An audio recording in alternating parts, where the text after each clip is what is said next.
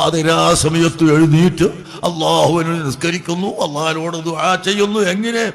ഖൗഫൻ, ഭയപ്പെട്ടുകൊണ്ട്, വ തമഅൻ, അള്ളാഹുവിന്റെ റഹ്മത്തിൽ ആഗ്രഹിച്ചുകൊണ്ടും അള്ളാഹുവിന്റെ ശിക്ഷയെ പേടിക്കുകയും അതേ സമയത്ത് അള്ളാഹു നമുക്ക് റഹ്മത്ത് ചെയ്യുമെന്ന് ആഗ്രഹിക്കുകയും ചെയ്തുകൊണ്ട് പാതിര സമയത്ത് നിസ്കരിക്കുന്ന ആളുകളെ അള്ളാഹു തആല ഒരുപാട് മദ്ഹ് ചെയ്തിട്ടുണ്ട്.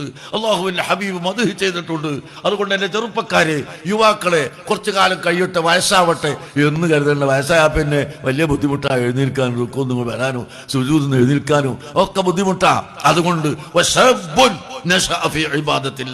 അള്ളാഹുവിന്റെ ഇബാദത്തിനായി വളർന്ന യുവാവ്, അവന് അർശിന്റെ തണലുണ്ടാകും. ആ നിലക്ക് നിങ്ങൾ യൗവന കാലത്ത് നിസ്കരിക്കുക, പ്രത്യേകിച്ച് സുന്നത്ത് നിസ്കാരങ്ങൾ വർദ്ധിപ്പിക്കുക.